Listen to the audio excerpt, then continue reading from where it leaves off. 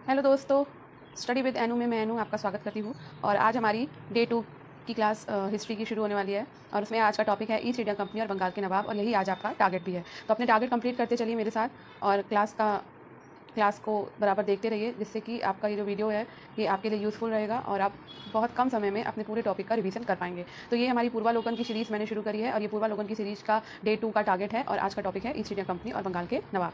तो चलिए हम अपनी आज की टॉपिक को शुरू करते हैं। तो मुगल सम्राट के ईस्ट इंडिया कंपनी और बंगाल के नवाब आप देख ही रहे हैं। तो अब स्टार्ट करेंगे हम। इसमें हमने ये लिखा हुआ, चलिए मैं थोड़ा सा अपना ब्रश ऑन कर लेती हूँ। अब शुरू करते हैं।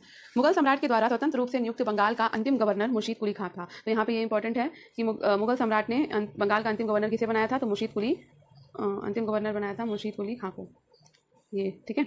और इसने अपनी राजधानी ढाका से मकसूदाबाद बनाया और नगर का नाम क्या रखा, मुर्शीदाबाद रख दिया। इसने भूमि बंदोबस्त में इजारा व्यवस्था आरंभ की। अली वर्दी खां 1740 से 1756 तक यूरोपियों की तुलना मधुमक्खियों से की है। तो उसके बाद गद्दी पर बैठा था अली वर्दी खां, जो कि 1740 से 1756 तक बैठा, और उसने कहा कि यूरोपी जो हैं वो मधुमक्खी हैं। उसने कहा कि यदि उन्हें ना छेड़ा जाए तो वह शहद देंगी, और यदि छेड़ा जाए तो वे काट काट कर मार डालेंगी। तो ये थोड़ा इनका स्टेटमेंट जो है वो इंपॉर्टेंट स्टेटमेंट है। अब थोड़ा सा आगे चलते हैं। तो अली वर्दी खां की मृत्यु के बाद उसका दौहित्र सिराजुद्दौला, जिसको हम सिराज के नाम से जानते हैं, वो गद्दी पर बैठा। ब्लैक होल की जो घटना हुई है ये इंपॉर्टेंट है आपका। ब्लैक होल की कथित घटना तो कब हुई है, ये डेट याद रखनी है, 20 जून 1756 को। ब्लैक होल की घटना हुई है 20 जून 1756 को। किसके समय पर हुई, तो सिराजुद्दौला के समय पर हुई है। ठीक है। J.Z. हॉलवेल, जो शेष जीवित रहने वालों में से एक था, के अनुसार 18 फीट लंबे और 18 फीट लंबे तथा 14 फीट 10 इंच चौड़े कक्ष में 146 अंग्रेज बंदी बंद कर दिए गए, और अगले दिन उनमें से केवल 23 व्यक्ति ही बच पाए थे। ये घटना कहलाती है ब्लैक होल की घटना के नाम से, ये घटना जानी जाती है। ये घटना ब्लैक होल के नाम से प्रसिद्ध है। समकालीन मुस्लिम इतिहासकार गुलाम हुसैन ने अपनी पुस्तक सियार उल मुतखैरीन, तो इनकी पुस्तक को याद रखना है, सियार उल मुतखैरीन। ये किसकी पुस्तक है, ये गुलाम हुसैन की पुस्तक है। इसका उल्लेख नहीं किया है। भारतवर्ष में ब्रिटिश साम्राज्य का संस्थापक, तो ब्रिटिश साम्राज्य का संस्थापक किसे माना जाता है, तो क्लाइव को माना जाता है। ये इंपॉर्टेंट है। जिसने प्लासी का युद्ध हुआ था 23 जून 1757 को, ये डेट हमें याद रखनी है, में बंगाल के नवाब सिराजुद्दौला को पराजित कर पहली बार भारत में ब्रिटिश प्रभुत्व की नींव रखी थी। तो क्लाइव ने ब्रिटिश प्रभुत्व की नींव भारत में प्लासी के युद्ध 23 जून 1757 में जीत के बाद रखी थी, और वो किससे जीता था, तो वो सिराजुद्दौला से जीत गया था। आगे बढ़ते हैं। प्लासी वर्तमान नाम है इसका पलासी का। युद्ध मैदान कहाँ पर है, ये भी क्वेश्चन आता है। तो इसका युद्ध मैदान है पश्चिम बंगाल राज्य के नदिया जिले में भागीरथी नदी के किनारे। क्लाइव भारत में बंगाल के गवर्नर पद पर 1757 से 60 तक रहा। कब तक रहा, 1757 से 1760 तक रहा, और उसके बाद 1765 से 1767 तक रहा। इस दौरान अवध के नवाब सुजाउद्दौला के साथ इलाहाबाद की संधि की। ठीक है। तो इसने संधि किसके साथ की, सुजाउद्दौला के साथ करी है। अंग्रेज सैनिकों का एक श्वेत विद्रोह क्लाइव के समय पर हुआ था, ये भी हमें याद रखना है। क्लाइव के द्वारा बंगाल में सफलतापूर्वक एक लुटेरा राज्य की स्थापना, तो ये भी हमें याद रखना है, की गई थी। कहाँ की गई थी, तो बंगाल में लुटेरा राज्य की स्थापना की गई थी। किसके समय पर, तो क्लाइव के समय पर। क्लाइव एक सैनिक के रूप में जननेता था, तथा विलियम पिट का यह कथन है कि वो स्वर्ग से उत्पन्न सेना नायक था। ये भी हमें याद रखना है कि उसे स्वर्ग से उतरा सेना नायक किसने कहा है, तो विलियम पिट ने कहा है। अब आगे चलते हैं। अली वर्दी खां के उत्तराधिकारी नवाबों में मीर कासिम सबसे योग्य था। तो यहाँ पे ये भी हमें जानना है कि सबसे योग्य जो था अली वर्दी खां के उत्तराधिकार में, तो वो कौन था, मीर कासिम, जो कि 1760 से 1763 तक बंगाल का नवाब रहा। पुड़िया तथा रंगपुर के फौजदार के रूप में वो अपनी योग्यता पहले ही दर्शा चुका था। तो जो मीर कासिम था वो पुड़िया और रंगपुर का क्या था, फौजदार था। ठीक है। वो अपनी राजधानी, यानी कि मीर कासिम अपनी राजधानी मुर्शीदाबाद से कहाँ ले आया, तो मुर्शीदाबाद से वो मुंगेर ले गया। संभवतः वो मुर्शीदाबाद के षड्यंत्रमय वातावरण तथा कलकत्ता से दूर रहना चाहता था, ताकि अंग्रेजों का हस्तक्षेप अधिक ना हो। तो ये हमें याद रखना है, क्योंकि मीर कासिम इसमें इंपॉर्टेंट है हमारा। अब आगे बढ़ते हैं। मीर कासिम ने सेना का गठन यूरोपीय पद्धति पर करने का निश्चय किया। ये भी इंपॉर्टेंट है, देखिए इसमें ब्लैक से पूरा बना हुआ है, तो ये भी लाइन इंपॉर्टेंट है। इसके द्वारा मुंगेर में तोपों तथा तोड़ेदार बंदूकें बनाने की व्यवस्था की गई। इसके अतिरिक्त मीर कासिम राज्य की आर्थिक स्थिति को भी सुधारने के लिए प्रयत्नशील रहा। जिन अधिकारियों ने गबन किया था उन पर बड़े बड़े जुर्माने लगाए गए, कुछ नए कर भी उसने लगाए। अब आते हैं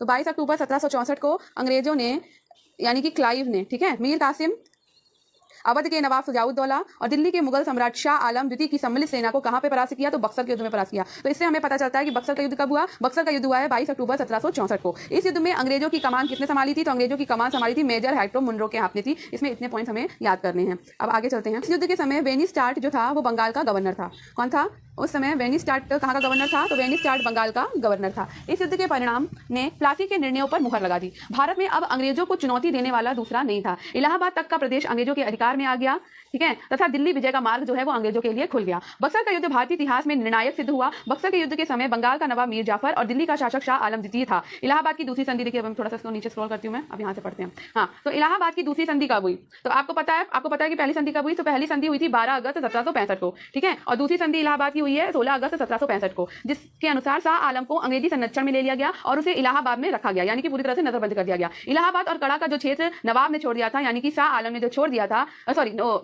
नवाब ने छोड़ दिया था, वो आपका शाह आलम को मिल गया। नवाब ने छोड़ दिया, वो शाह आलम को मिले थे, ठीक है। तो 12 अगस्त 1765 की संधि, जो कि इलाहाबाद की पहली संधि थी, के अनुसार मुगल बादशाह आलम द्वितीय ने कंपनी को बंगाल, बिहार और उड़ीसा की दीवानी स्थायी रूप से दे दी। तो ये बहुत इंपॉर्टेंट है, पूछा जाता है कि अंग्रेजों को या कंपनी को बंगाल, बिहार और उड़ीसा की दीवानी कब प्राप्त हुई थी? तो इलाहाबाद की पहली संधि के थ्रू प्राप्त हुई थी 12 अगस्त 1765 को, ठीक है। इसी समय बंगाल में क्या हुआ? द्वैध शासन की शुरुआत हुई। ये आपका इंपॉर्टेंट है कि बंगाल में द्वैध शासन की शुरुआत कब हुई? तो बंगाल में द्वैध शासन की शुरुआत 1765 में हुई। कंपनी ने दीवानी कार्य के लिए 2 उपदीवानों को नियुक्त किया। तो एक तो बंगाल के लिए मोहम्मद रजा खान को नियुक्त किया गया और बिहार के लिए नियुक्त किया गया राजा सिताब राय को, ठीक। अब आगे चले। शाह आलम का संपूर्ण जीवन आपदाओं से ग्रस्त रहा और उसे अंधा कर दिया गया। शाह आलम द्वितीय के समय में 1803 में दिल्ली पर अंग्रेजों का अधिकार हो गया। तो ये पूछा जाता है कि अंग्रेजों का अधिकार दिल्ली में कब हुआ? तो वही जब शाह आलम द्वितीय था, उसी समय 1803 में दिल्ली पे अंग्रेजों का अधिकार हो गया था। शाह आलम द्वितीय तथा उसके 2 उत्तराधिकारी अकबर द्वितीय और बहादुर शाह द्वितीय ईस्ट इंडिया कंपनी के पेंशन भोगी मात्र बनकर रहे। तो अकबर द्वितीय का शासनकाल है 1806 से 37 तक और बहादुर शाह द्वितीय का शासनकाल है 1837 से 57 तक। 1765 में अंग्रेजों के द्वारा सिलहट की दीवानी, ठीक है, सिलहट की दीवानी प्राप्त की गई 1765 में। बर्मा युद्ध के बाद स्कॉट के द्वारा सिलहट को जैंतिया और गारो पहाड़ी क्षेत्रों से जोड़ने के लिए सड़कों का निर्माण किया जाने लगा, ठीक है, जिसके विरोध के स्वरूप इन पहाड़ियों पर रहने वाली खासी जनजाति के लोगों ने अपने नेता तीरथ सिंह के नेतृत्व में विद्रोह कर दिया। तो ये भी आपका इंपॉर्टेंट है, कौन सी जनजाति ने विद्रोह किया था? तो खासी जनजाति ने, और इनका नेता कौन था? तो वो था तीरथ सिंह। के.एम. पनिक्कर ने कहा है कि 1765 से 1772 तक कंपनी ने बंगाल में डाकुओं का राज स्थापित कर दिया, ठीक है। तो बंगाल में डाकुओं का राज कब से कब तक रहा? 1765 से 1772 तक। अब आगे चलते हैं। तो ये हमारा पूरा कंप्लीट हो चुका है। अब हम इसके पीवाईक्यू करेंगे और देखिए आपको आंसर बिल्कुल नहीं देखने हैं, बिना आंसर देखे हम पीवाईक्यू सॉल्व करेंगे, ठीक है। तो पहला हमारा क्वेश्चन है, निम्नलिखित में से कौन एक मुगल सम्राट के द्वारा नियुक्त बंगाल का अंतिम गवर्नर था? चलिए बताइए क्या आंसर होगा इसमें। अंतिम गवर्नर कौन था? अभी हमने जो है इसका कंप्लीट किया है, अभी हमने क्वेश्चन नोट्स कंप्लीट किए हैं। तो अब आप हमें बताएंगे कि हम पीवाईक्यू कैसे, तो मैं वेट करूँ, आप कमेंट करेंगे तो अब आप हंसेंगे कि कमेंट कैसे करेंगे, आपका तो ये वीडियो आ रहा है ना। तो इसका आंसर मैं आपको बताती हूँ, इसका आंसर होगा मुर्शीद कुली खान, ठीक है। मुगल सम्राट के द्वारा नियुक्त बंगाल का अंतिम गवर्नर था मुर्शीद कुली खान, ये ठीक है। इसके बारे में मैं थोड़ा बता देती हूँ कि मुगल सम्राट फर्रुखशियर के द्वारा 1717 में मुर्शीद कुली खां को बंगाल का गवर्नर नियुक्त किया गया था। तो मुर्शीद कुली खां बंगाल का गवर्नर कब नियुक्त किया गया? तो नियुक्त किया गया ये 1717 में। किसने नियुक्त किया? तो फर्रुखशियर ने नियुक्त किया, ठीक है। फर्रुखशियर कौन था? मुगल सम्राट था, ठीक है, ठीक है, इसने नियुक्त किया। मुर्शीद कुली खां की मृत्यु के पश्चात उसका दामाद सुजाउद्दीन बंगाल का सूबेदार बना, जिसे तत्कालीन मुगल सम्राट मोहम्मद शाह रंगीला के द्वारा मान्यता प्रदान की गई। अतः मुगल सम्राट के द्वारा स्वतंत्र रूप से नियुक्त बंगाल का अंतिम गवर्नर मुर्शीद कुली खां था, ठीक है। तो इसका डिस्क्रिप्शन आप चाहें तो नीचे पढ़ सकते हैं, ये देखिए यहाँ पे इसका डिस्क्रिप्शन पूरा लिखा हुआ है, ठीक है ना। अब चलते हैं हम क्वेश्चन नंबर 2 में। आंसर नहीं देखना है। मुगल बादशाह के द्वारा नियुक्त बंगाल का अंतिम सूबेदार कौन था? तो ये देखिए दोबारा से वही क्वेश्चन आ गया। ये अंतिम सूबेदार कौन था? तो इसमें हम फिर से वही आंसर लगाएंगे। क्या आंसर लगाएंगे? तो आंसर लगाएंगे ए, मुर्शीद कुली खां, ठीक है, ये आंसर लगा देंगे। अभी मैंने बताया 1717 में फर्रुखशियर के द्वारा मुर्शीद कुली खां बंगाल का अंतिम गवर्नर बना था, ठीक। नेक्स्ट चलते हैं, इसका डिस्क्रिप्शन देख लेते हैं। अच्छा, इसका डिस्क्रिप्शन वही था सेम, इसलिए यहाँ नहीं लिखा हुआ है। अब चलते हैं तीसरे क्वेश्चन में। तीसरा क्वेश्चन कहता है कि कौन सा युद्ध था जिसने भारत में ब्रिटिश प्रभुत्व को प्रारंभ किया? तो अभी हमने पढ़ा था कि जो प्लासी का युद्ध था उसने ब्रिटिश प्रभुत्व को जो है ना प्रारंभ किया था, लेकिन मोहर किसने लगाई थी? तो मोहर लगाई थी हमारे बक्सर के युद्ध ने। तो अब हम यहाँ पे थोड़ा सा डेट को याद करते चलेंगे। तो हम बताइए कि प्लासी का युद्ध कब हुआ था? तो प्लासी का युद्ध हुआ था 23 जून 1757 को, ठीक है। और बक्सर की लड़ाई कब हुई थी? अक्टूबर 1764 को, 1900 में पहुंच गई, 1764 को, ठीक है ना, याद हो गई। तो दोनों सब कुछ हमें लड़ाई करें याद करते हुए चलना है ताकि हम आगे भी बढ़े। अब इसका थोड़ा डिस्क्रिप्शन देख लीजिए। भारत में ब्रिटिश प्रभुत्व का प्रारंभ प्लासी के युद्ध से हुआ। प्लासी का युद्ध 23 जून 1757 में क्लाइव के नेतृत्व में अंग्रेजों ने बंगाल के नाम से राजूदौला को पराजित किया और नवाब की सेना 3 राजद्रोहियों मीर जाफर, ये डिस्क्रिप्शन हमने पढ़ी क्योंकि हम ऑलरेडी अभी थोड़ा नोट्स में पढ़ चुके हैं। तो अब चलते हैं क्वेश्चन नंबर 4 पे। क्वेश्चन नंबर 4 कहता है कि इंग्लैंड की ईस्ट इंडिया कंपनी की भारत में प्रथम निर्णायक सेना सफलता मानी जाती है। तो बताइए कौन सी? इसमें क्या होगा? प्रथम निर्णायक सैन्य सफलता। तो इसमें हम आंसर लगाएंगे बक्सर का युद्ध। बक्सर का युद्ध कब हुआ था? तो 1764 में हुआ था, ठीक है। कब? अक्टूबर 1764 में। प्लासी का युद्ध कब हुआ था? तो प्लासी का युद्ध हुआ था 23 जून 1757 में हुआ था, हमें याद करते चलना है। पानीपत का युद्ध बताइए। तो पानीपत के 3 युद्ध हुए थे, पहला, दूसरा और तीसरा। तो पहला युद्ध पानीपत का हुआ था, मैं आपको देखो यहाँ बता देती हूँ। पानीपत का पहला युद्ध हुआ था 1526 में, दूसरा युद्ध हुआ था 1556 में और तीसरा युद्ध हुआ था 1761 में, ठीक है। अब हल्दी घाटी का युद्ध आप बताएंगे मुझे कमेंट में कि हल्दी घाटी का युद्ध कब हुआ था, ठीक है। अब आगे बढ़ते हैं। तो इसमें देखिए ऑप्शन नंबर बी लिखा हुआ है, निर्णायक सैन्य सफलता मानी जाती थी प्लासी का युद्ध। ठीक है,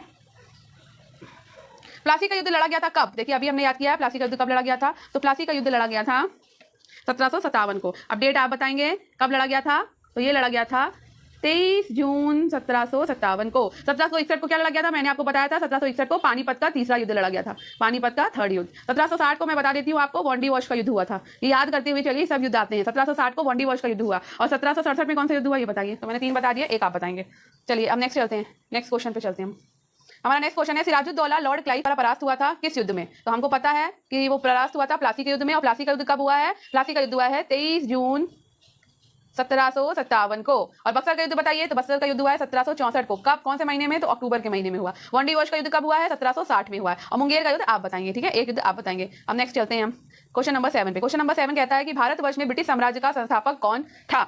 बताइए, भारतवर्ष में ब्रिटिश साम्राज्य का संस्थापक किसे माना जाता है? तो अभी हमने बताया था कि क्लाइव को माना जाता है। ठीक है, क्योंकि प्लासी का युद्ध जब हुआ था 23 जून 1757 को, तो इसने सिराजुद्दौला को हरा दिया था, और उसी से इन लोगों की सत्ता जो है वो आ जाती है भारत में। नेक्स्ट है, किसे स्वर्ग से उत्पन्न सेना नायक कहा गया? तो स्वर्ग से उत्पन्न सेना नायक कहा गया है हमें क्लाइव को। ठीक है, नेक्स्ट पे चलते हैं। प्लासी का युद्ध मैदान कहाँ स्थित है? तो हमें पता है कि प्लासी का युद्ध मैदान पश्चिम बंगाल के नदिया जिले में स्थित है, भागीरथी नदी के तट पर। ठीक है, याद करते हुए चलना है, सिर्फ पर सुनना ही नहीं है। अब चलते हैं नेक्स्ट पे, सॉरी इधर आएंगे हम लोग। तो ये आ गया हमारा नेक्स्ट क्वेश्चन। निम्न में से किसने अपनी राजधानी मुर्शिदाबाद से मुंगेर स्थानांतरित की थी? बताइए, किसने अपनी राजधानी मुर्शिदाबाद से मुंगेर स्थानांतरित की थी? तो मुर्शिदाबाद से मुंगेर स्थानांतरित की थी मीर कासिम ने। ठीक है, क्योंकि वो वहां के जो मुर्शिदाबाद के षड्यंत्रमय वातावरण और कलकत्ता से दूर रहना चाहता था, ताकि अंग्रेजों का हस्तक्षेप ना हो सके। नेक्स्ट है, सबसे अधिक निर्णायक युद्ध जिसने अंग्रेजों के भारत में प्रभुत्व को संस्थापित किया था? तो इसका आंसर क्या होगा बताइए। इसका आंसर होगा हमारा बक्सर का युद्ध। ठीक है, बक्सर का युद्ध ही निर्णायक सिद्ध हुआ था। और ये कब हुआ था? तो बक्सर का युद्ध हुआ था 1764 अक्टूबर 1764 में। प्लासी का युद्ध हुआ था 23 जून 1757 को। पानीपत का तीसरा युद्ध हुआ था 1761 को। और वॉन्डी वॉश का युद्ध हुआ था 1760 को। मैंने देखिए आपको चारों डेट बता दी है, और ये याद रखनी है हमें। नेक्स्ट क्वेश्चन पे चलते हैं। नेक्स्ट क्वेश्चन है हमारा, अंग्रेजी ईस्ट इंडिया कंपनी के द्वारा लड़े गए निम्नलिखित युद्धों में से कौन सा सर्वाधिक निर्णायक था? तो बताइए। तो इसका आंसर वही होगा हमारा, कौन सा निर्णायक था? बक्सर की लड़ाई। अब फिर से लर्न कर लेते हैं। बक्सर की लड़ाई हुई थी अक्टूबर 1764 को। प्लासी की लड़ाई हुई थी 23 जून 1757 को। ठीक है, अब बताइए प्रथम आंग्ल सिख युद्ध कब हुआ और प्रथम मैसूर युद्ध कब हुआ, ये आप बताएंगे मुझे। ठीक है, चलिए आगे बढ़ते हैं। नेक्स्ट है हमारा, निम्नलिखित में से कौन सा युद्ध भारत में अंग्रेजों के आधिपत्य की स्थापना की दृष्टि से सबसे महत्वपूर्ण समझा जाता है? ठीक, तो बताइए। तो ये है हमारा बक्सर का युद्ध। ठीक है, बक्सर का युद्ध कब हुआ फिर से बताइए। तो बक्सर का युद्ध हुआ अक्टूबर 1764 को। प्लासी का युद्ध कब हुआ? 23 जून 1757 को। वॉन्डी वॉश का युद्ध कब हुआ? 1760 को। और श्रीरंगपट्टन के युद्ध के समय दिल्ली का शासक कौन था?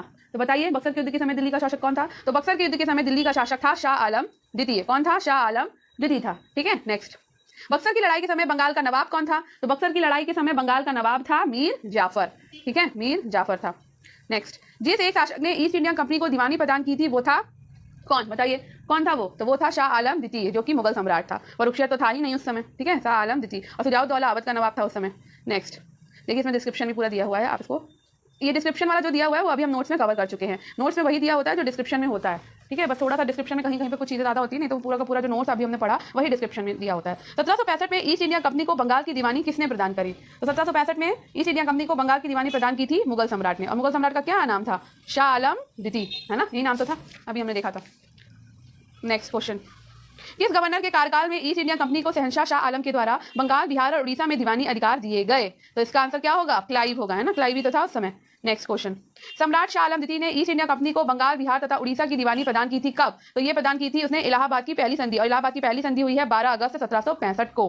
ठीक है, 12 अगस्त 1765 को इलाहाबाद की पहली संधि हुई थी। ठीक, नेक्स्ट क्वेश्चन, इलाहाबाद की संधि के बाद क्लाइव ने मुर्शिदाबाद का उपदीवान किसे बनाया? तो मुर्शिदाबाद का उपदीवान किसे बनाया था? मोहम्मद रजा खान को बनाया था। ठीक है, और राजा शिताब राय को कहाँ का बनाया था? तो राजा शिताब राय को बना दिया था बिहार का। ठीक, नेक्स्ट दिया है, नेक्स्ट इधर नहीं है। नेक्स्ट, 1765 में दीवानी प्रदान किए जाने के बाद ब्रिटिश सबसे पहले किस पर्वतीय जनजाति के संपर्क में आए? तो अभी हमने पढ़ा था खासी जनजाति के संपर्क में आए थे। ठीक है, नेक्स्ट, अवध सल्तनत के हिंदू नायब वजीर के संदर्भ में निम्नलिखित कथनों में कौन सा कथन सही है?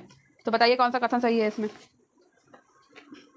राजा टिकैत राय नवाब आसफुद्दौला के अर्थमंत्री थे। अवध के नवाबों के राज में समानता कतिपय हिंदू जातियों के लोगों को उच्च स्थान प्राप्त था। तो इसका आंसर आपका दोनों ही सही होगा, सही है दोनों उत्तर।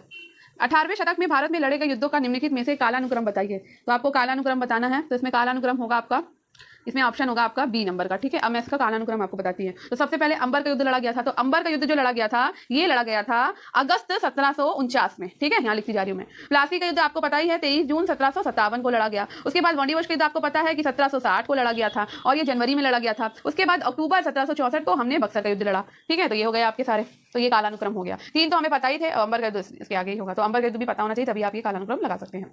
अब आते हैं नेक्स्ट क्वेश्चन पे। ये देखिए पता नहीं कहाँ से कहाँ चला गया, एक सेकंड रुकिए।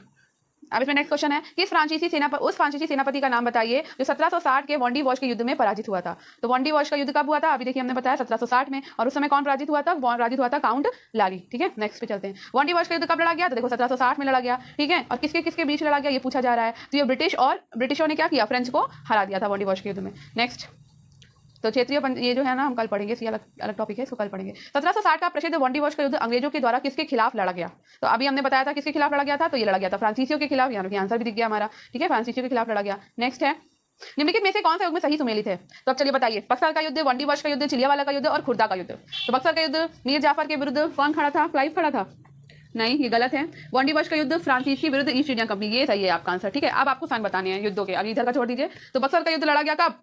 अक्टूबर 1764 में। लर्न करते चलिए। वॉन्डिवोश का युद्ध लड़ा गया जनवरी 1760 में। ठीक है, चिलियावाला का युद्ध लड़ा गया था 1849 में। ठीक है, और खुर्दा का युद्ध लड़ा गया था 1795 में। ये देखिए, इसको लर्न कर लीजिए बहुत अच्छे से। ठीक है, तो बक्सर का युद्ध लड़ा गया था 22 अक्टूबर 1764 को। वॉन्डिवोश का युद्ध लड़ा गया 22 जनवरी 1760 को। चिलियावाला का युद्ध लड़ा गया था 13 जनवरी 1849 को, और खुर्दा का युद्ध लड़ा गया था 1795 में। ठीक है, ये लर्न कर लीजिए। अब आगे बढ़ते हैं। निम्न में से किसने भारत में अंग्रेजों का सर्वाधिक विरोध किया था? तो अंग्रेजों का सर्वाधिक विरोध किया था मराठों ने। मराठे बिल्कुल नहीं चाहते थे कि अंग्रेज जो है वो भारत में रहें। अब नेक्स्ट पे चलते हैं। नेक्स्ट, तो यहाँ पर हो गया है हमारा ये वाला टॉपिक फिनिश। ठीक है, ये टॉपिक हमने फिनिश कर लिया है। तो अब हम कल टॉपिक लेके आएंगे अपना। कल जो हमारा दूसरा वीडियो टॉपिक चलेगा क्षेत्रीय राज पंजाब और मैसूर। तो आज का हमारा टॉपिक फिनिश हो चुका है। तो बताइए आज का वीडियो आपको कैसा लगा? आई होप आपको ये वीडियो पसंद आया होगा, आपके बेनिफिट का होगा। बस मैं यही आशा करती हूँ कि आपको मेरे वीडियो से कुछ हेल्प मिल रही होगी। और ये बस ये याद रखिए कि मैं पूर्वालोकन की सीरीज करा रही हूँ, इसमें हम शॉर्ट नोट्स पढ़ रहे हैं और इसके पीवाक्यू लगा रहे हैं। पीवाक्यू लगाना बहुत इंपॉर्टेंट है, क्योंकि क्वेश्चन इन्हीं से घुमा घुमा कर ही पूछते हैं बार बार एग्जाम में। तो हमें बस इनको ही बार बार लगाते जाना है, और अपने आप हमारी अंदर का डिस्क्रिप्शन भी रेडी हो जाएगा, जैसा कि मैं बताती जाती हूँ आपको। और हमारे पीवाक्यू भी पूरे क्वेश्चन भी हो जाएंगे, क्योंकि ये पूरा एकदम क्रीम नोट्स है। जितना भी इसमें पूर्वालोकन में दिया हुआ है, अगर आपने इतना ही पढ़ लिया तो इतना ही बहुत अच्छे से एग्जाम्स के लिए बढ़िया रहेगा। तो चलिए, मेरे वीडियो अगर आपको पसंद आया हो तो लाइक शेयर और कमेंट करना ना भूलें। और मैं अपने वीडियो में और क्या सुधार कर सकती हूँ मुझे फीडबैक दीजिए, ताकि मैं अपने वीडियो में, अगर मेरे वीडियो में कुछ प्रॉब्लम्स हैं या आपको कुछ अच्छा नहीं लग रहा है या आप चाहते हैं कि मैं कुछ और ऐड करूँ, तो उसके मुझे फीडबैक दीजिए। Thank you for watching.